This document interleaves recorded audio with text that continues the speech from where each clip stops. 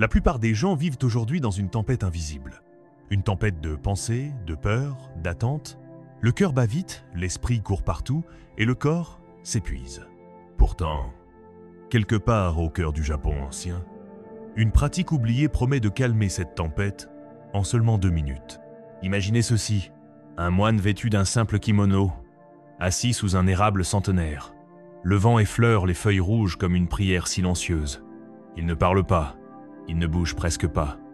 Et pourtant, à l'intérieur, un silence absolu, un calme si profond qu'il semble suspendre le temps lui-même.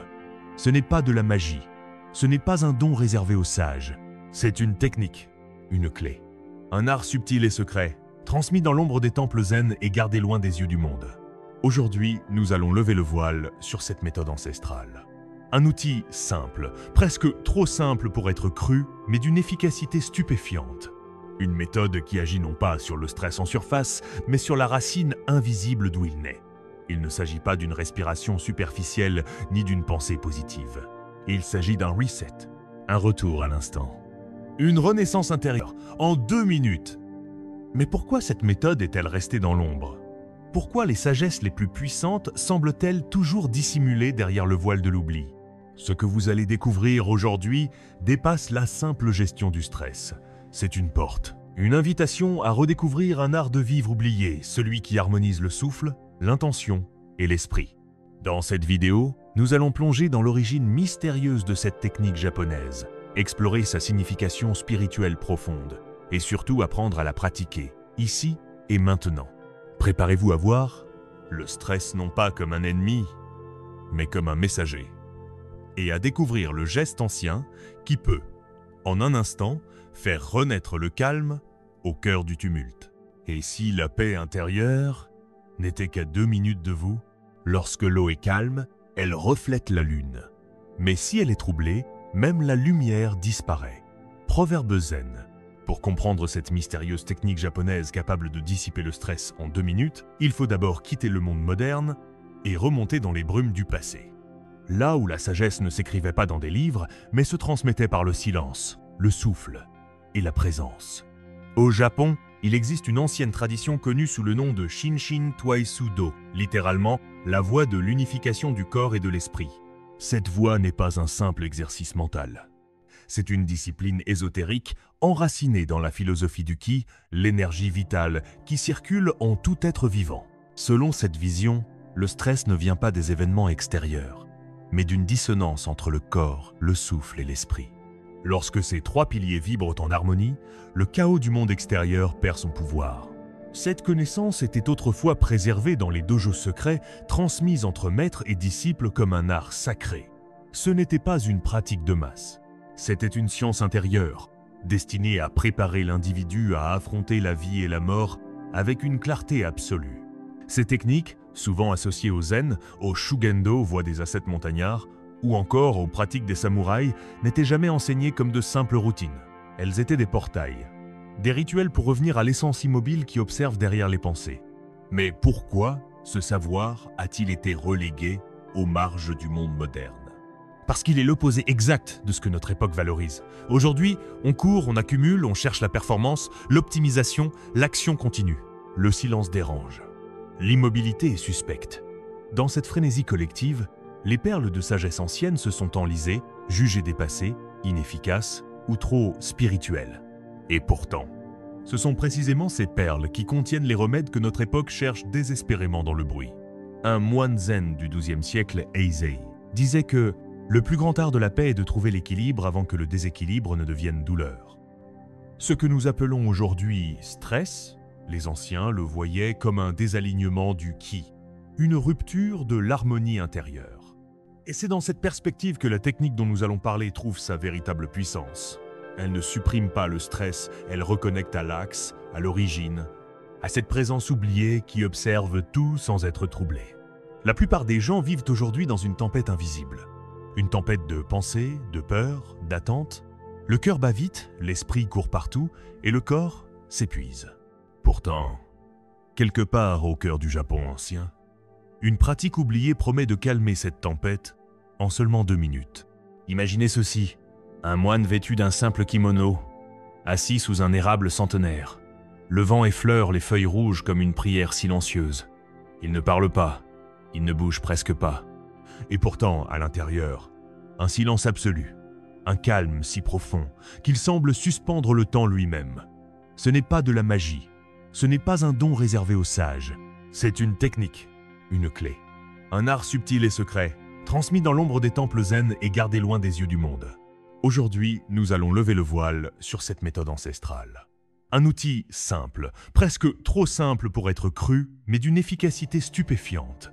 Une méthode qui agit non pas sur le stress en surface, mais sur la racine invisible d'où il naît. Il ne s'agit pas d'une respiration superficielle ni d'une pensée positive. Il s'agit d'un reset, un retour à l'instant. Une renaissance intérieure, en 2 minutes. Mais pourquoi cette méthode est-elle restée dans l'ombre? Pourquoi les sagesses les plus puissantes semblent-elles toujours dissimulées derrière le voile de l'oubli? Ce que vous allez découvrir aujourd'hui dépasse la simple gestion du stress. C'est une porte, une invitation à redécouvrir un art de vivre oublié, celui qui harmonise le souffle, l'intention et l'esprit. Dans cette vidéo, nous allons plonger dans l'origine mystérieuse de cette technique japonaise, explorer sa signification spirituelle profonde et surtout apprendre à la pratiquer, ici et maintenant. Préparez-vous à voir le stress non pas comme un ennemi, mais comme un messager.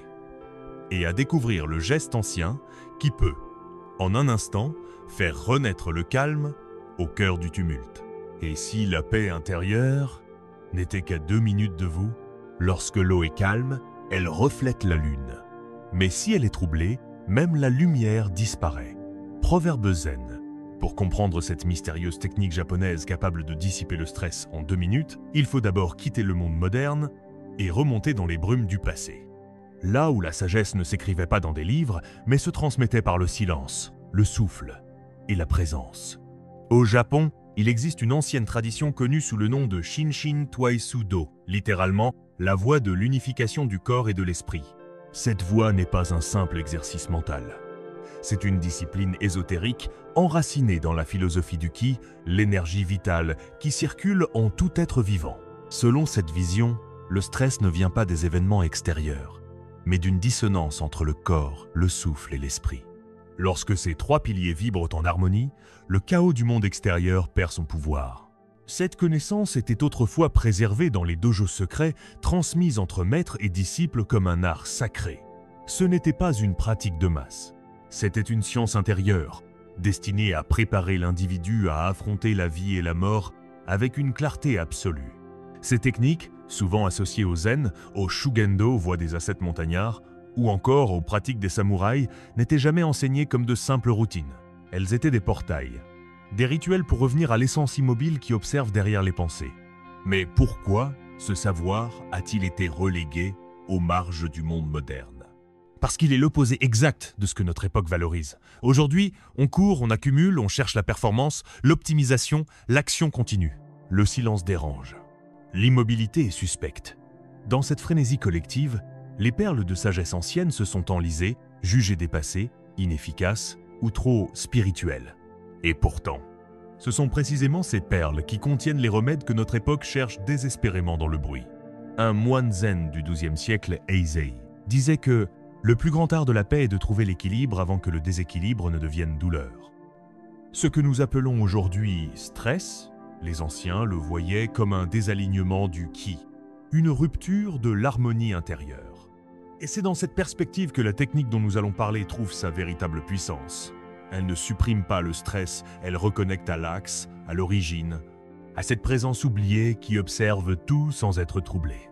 Lorsque vous saisissez l'un de vos doigts en conscience, vous activez bien plus qu'un simple point énergétique. Vous ramenez l'esprit dans le corps. Vous brisez le cycle infernal de la projection mentale. Le stress, dans sa forme la plus pure, est une fuite, une séparation. L'esprit est ailleurs, anticipant, redoutant, analysant, tandis que le corps reste figé, abandonné à lui-même. C'est cette dissociation qui engendre la tension, l'angoisse, l'épuisement. Mais le Jin Shinjutsu, lui, fait le contraire. Il réunifie, il vous recentre. Il transforme la main en encre de calligraphie et le doigt tenu en idéogramme sacré. Et dans ce geste silencieux, vous commencez à écrire un nouveau récit, un récit d'unité.